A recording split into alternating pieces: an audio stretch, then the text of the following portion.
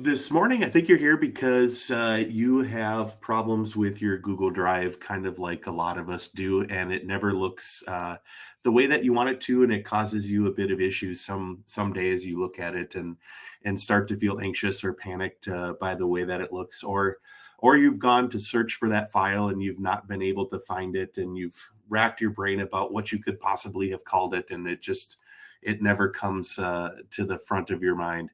And so today we're going to take a look at some strategies for that might help you organize or better clean up that Google Drive, maybe make it a little bit more effective for you and the types of things that you're doing with it. So please feel free to, if you want to ask questions. You can post them in the chat or just unmute and ask them as well. Otherwise, if you want to sit back and just be a fly on the wall and listen while you work on some other things this morning, that's totally fine too. I've been there and I've done that as well.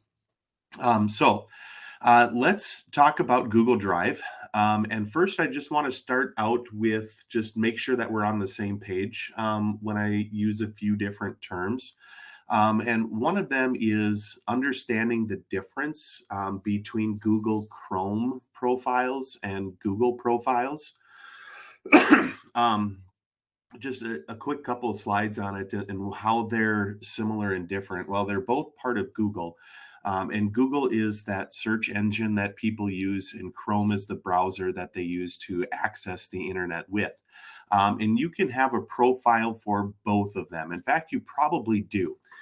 If you're looking up at the top part of your screen and you see a little circle here with either your initial or maybe if you've put your image on there, this is your Chrome profile. That means you are logged into the browser.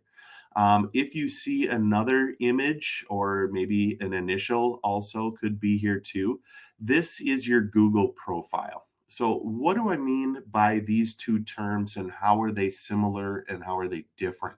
I should also here point out too, you do have access to this slideshow presentation using this bit.ly link that's here. I'll tell you what I'll do. I'll also drop it into the chat. And if people either want to follow along or they want to open it up later, you can definitely do that as well. Because of the time constraints that we have this morning, a lot of the things that I'm going to show you also, you're not going to have time to do like right now, but when you can carve out that time to actually do some of these things later, you can definitely then refer back to this as a resource. So back to what I was saying here about Chrome and Google profiles. So these are the things over here that we associate with the Chrome profile. That it's for the Chrome browser. And because I'm logged into my Chrome browser here, I get access to all of my bookmarks that are on here, and I can drop down and I can see a list of others that are there as well. It also then remembers my extensions that I am signed into. This can go with me whenever I open up on a new device and I log into my Chrome profile. All of these things come back, and it remembers some of my browsing history. It remembers some of my passwords and those sort of things, as long as I haven't cleared those out. Whereas the Google profile, the bigger image that you see there or initial, has to do with the tools that are part of my Google Workspace and that I'm logged into my Google Workspace tools. You can sign into your Google profile from any browser, whether or not that you are logged into your Chrome profile. So from here, one of the things that I can do, I'm going to switch over to my drive, this is my Google Drive that's part of my Google profile. And if I go to the waffle here, the 9 squares, and I get access to all the different Google tools that are part of my workspace. So that's really what we mean here when we're logged into our Google profile. So let's then talk about here, if we're logged into our Google profile and we have access to our drive, what are some of these different parts of the drive and what do they mean? And I think it's important to identify what they are and what their purpose is, because then it kind of helps point us to what we need to focus on and the areas that we're going to be in when we actually start to do some of our organizing. So when you're looking at your Google Drive, you're going to see all of these different menu and locations that are here on that would be on the left-hand side of that browser tab. There's a home, there's activity, workspaces. Then you're going to see one called My Drive. Now, these could be in slightly different locations depending upon how your workspace is set up, but you're going to see these similar things here. This is the most important one, the one that says My Drive. This is where your files are actually going to be saved. Anything that you create from any of those Google Workspace tools is going to have a home within My Drive. So for the things that are in your drive, you are the owner of all of those things that you have created. So you have all of the different permissions and rights to share, to edit, to delete any of those things. You can add files into your drive that come from other people, and they will be added to your drive if you make a copy of them. And if you do so, we'll talk about it, but please rename them. Or if you make a shortcut to them, which we'll also talk about here in just a minute as well. So what are some of the other locations that are found here? The home one seems like a logical one that you may want to go to, and many people do like to use their home as kind of like their launching page to their Google Drive, because it really can help streamline how you locate your files. It tends to put some of them in there. It uses like an AI algorithm to determine, do you have certain times of day that you're dealing with certain types of files? And if so, it's going to show those to you in your home view. It's also pretty quick and easy to be able to sort within the home view by different types of files, whether it's a doc or a slides or a spreadsheet, by people who have shared it with you, or even by the last time that it was open or changed.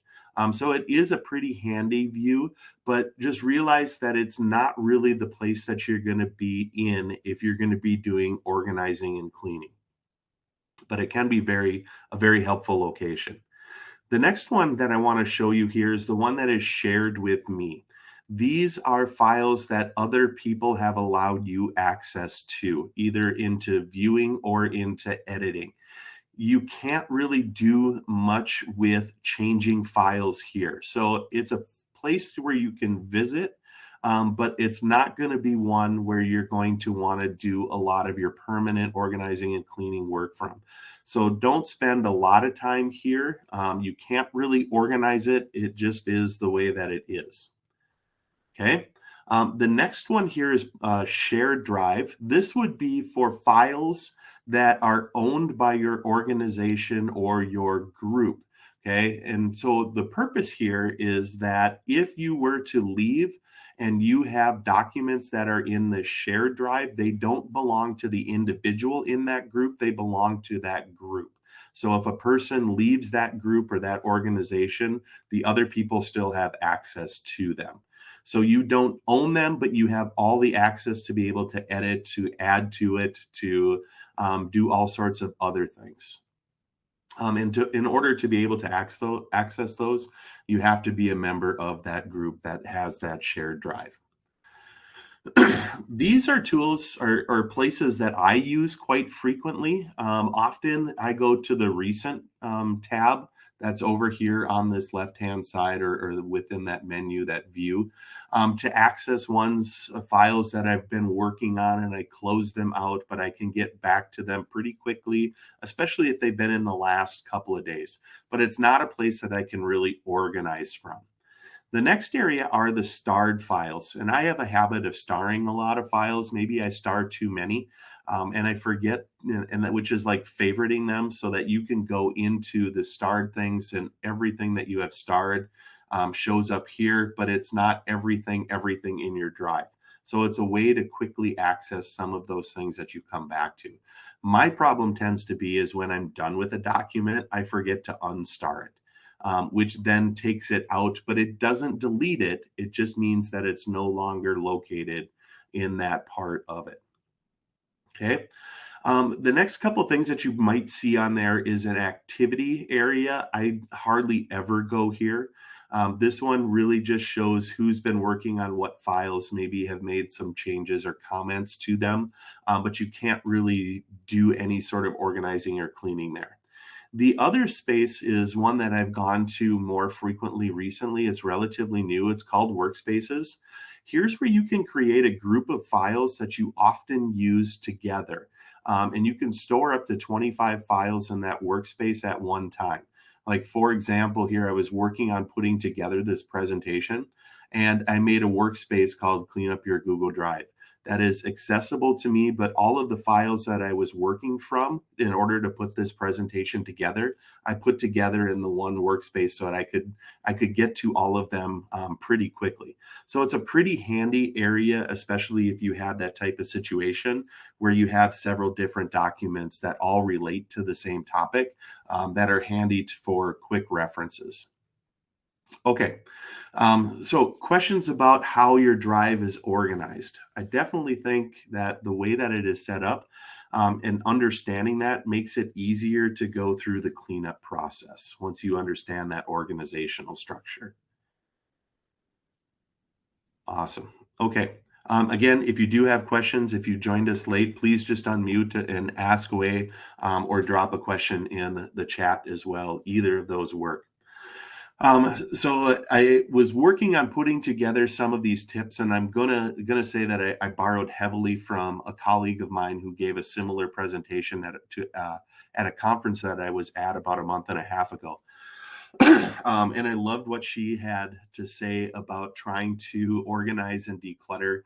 Your Google Drive is really like trying to juggle a bunch of flaming torches. It can be really stressful and it can be bound to burn you out. But however, if you can kind of stick to it and if you can develop a routine once you have your organization in place, it's going to make things a lot more comfortable for you, and cause less anxiety and less stress for you at the same time. One of the problems of why our Google Drive gets to be so cluttered is because Google makes it almost too easy to make new documents, slides, forms, sheets, etc. And because it's just so easy to open one up and not do anything with it, it still saves those things anyway. So, one of the first suggestions that I have for people is when they're trying to declutter their Google Drive is to get rid of the orphans, or at least if you're not going to get rid of them, help them out. These are what I call the untitled bunch. How many files have you in your Google Drive right now that have the name untitled? If I pop over to my drive, and again, I'm going to see how I'm in the workspaces right now. That's not where I want to be. I'm going to click on my drive. And I do a search in this field up on the top for untitled. You could see that there's several that pop up here. And if I were to actually hit the return button here, it's going to show you all of these different things here that I have that are called untitled. These are your orphans. Some of them, if I open one up, might have something on it that I want to keep. Well, if you want to keep it and if it's important to you, then give it a name, right? This is about Riverside Academy. Perfect. Now I have a name. I've helped out that orphan. If it's going to be a file that's in here and it has content on it that you don't need anymore, then it's okay to go through and to delete this document by moving it to the trash.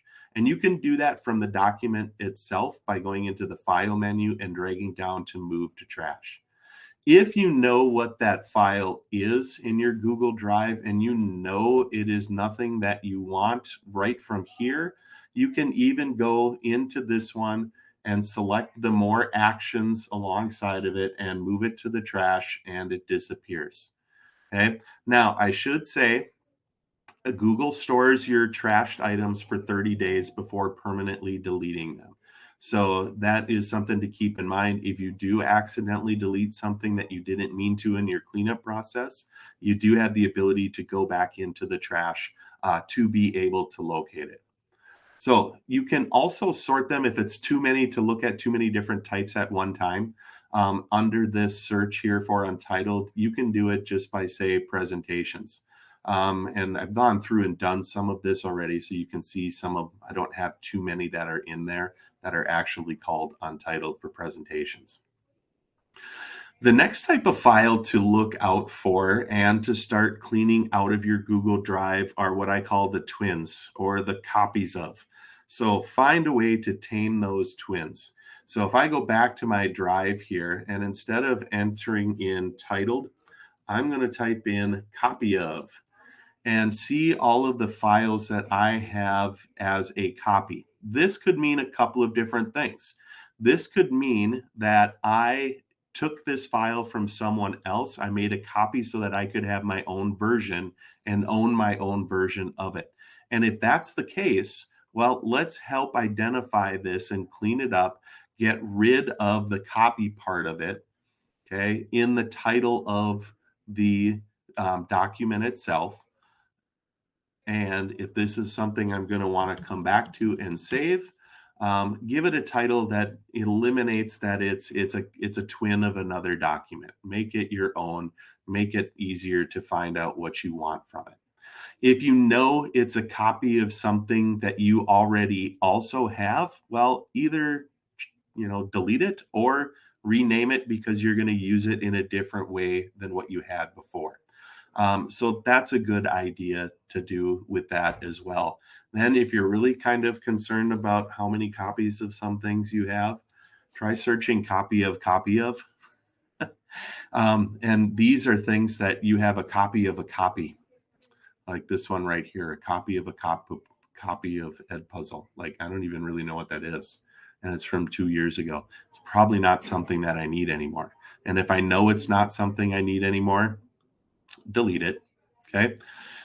So that is my next tip, is to help tame the twins. The next thing here is to assist our elderly documents as best as we can. If they are documents that have been in our drive for multiple years, and you know that I have not even opened them in how many years, then maybe it's not a file that you really need to keep around anymore. So my suggestion here is under the search filters that are on there in your Google Drive, click on the last modified triangle and then the arrow that's there by it. So here's the last modified column. And I'm going to select ones that were not even modified, but last opened by me. And then from there, I can click on this arrow right here to make it most recent. So these are probably ones that I'm not going to want to get rid of, that they're not elderly anyway. Or if I flip it the other way, these are ones that are old. And if I scroll past some of the folders, you begin to see some of the files that have been in here for some time, like these ones here from August of 2021. If I haven't even opened these files in the last, 3.5 years, are they files that I still need to keep? Now, I'm not saying that there aren't ones that are there that you shouldn't just go through and necessarily delete all of them, right? But if they're files that you want to be able to preserve, maybe make an oldies or an archive type of a folder and start dropping them into those folders, which I'll talk about in a minute. But if they know, like, I'm never doing anything with Youth Track in 2021 ever again, do I still need this one in my drive? And if I don't, go ahead and delete them. Remove them so that you don't have to have them clutter up your Google Drive anymore. The next tip here, excuse me, is to begin to add some organizational structure to your Google Drive, and to do this by creating folders. As you go through your Google Drive and you start to look at some of the files that you see in here, do you notice any sort of consistency within themes that you find in here? Are there themes like, I coached track for 20 some years? Do I need a track folder? Because then I can drop anything related to track into that folder.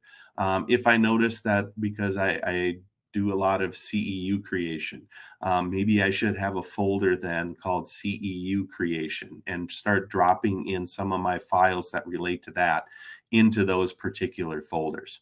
There's different ways to add files to different folders. The easiest way is going to be to, once you find the file, click on it, hold it, drag it, and drop it into the folder that you want to use, put it into, kind of like you see in this GIF here. Um, Other ways to do that too, you can move them right from within the drive itself by either right-clicking on the file, or if you're on a Mac, it would be Control and click, and then go to where it says Organize. For example, I'll right-click here and go to where it says Organize, and then choose Move. And then I can choose the folder here that I want to put it into. It suggests some perhaps that I want to do, but if it's not showing up here, I can go into all locations in my drive and follow the file structure until I find the one that I want it to go into. And maybe it's going to go into this miscellaneous one for now. And now it moved it into that folder. Okay, if you're into one of those documents already, like perhaps this one here, you can also move it to a folder from the document itself by clicking on that folder icon that says move, and then following the same steps to find the folder that you want to put it into. I'm just going to move it there for now. And it will move it into that particular folder. Okay. How are we doing so far? Questions? The next thing that can become very helpful then is, once you have your folder system set up the way that you want it, is to color code it. Color coding makes it a lot easier to pull out files or folders, to find those folders that have a particular theme. And it's pretty easy to assign a color to a folder. I'm going to click on the folder that I want, and I'm going to go to the three-dot menu, select Organize, and then you'll see that it has a plethora of different colors that I want to make it, and I can turn that to whatever color that I need that folder to be. If it is helpful for you, think about maybe making a theme. All green folders or shades of green are going to relate to maybe lesson plans or teaching resources, and blue ones might relate to curriculum standards, and each shade might represent a curriculum standard for a different course that you teach, for example. And kind of think about that hierarchy system. And it's just helpful to have those different colors because the eye just seems to gravitate to those a little bit better. So then once you have that in place, I think you might be ready to try some more advanced tips. And I've got a couple of them here. Create folders within your folders or subfolders. And that can be really helpful too. And don't forget, you can put files into those subfolders the same way that you did into the other ones that you created. The next thing here is to create shortcuts to files that have been shared to you, but put them in my drive so that they're easier to find and access. So if I have a document here that I'm not necessarily the owner of, but I want to be able to access it, I'm looking through here to see if I can find any quick ones, maybe in recent.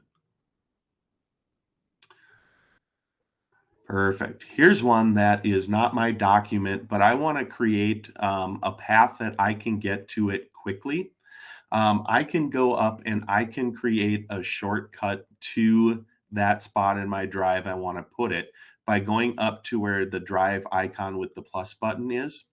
And it's going to allow me to make a shortcut to that particular thing by adding it to the folder that I want.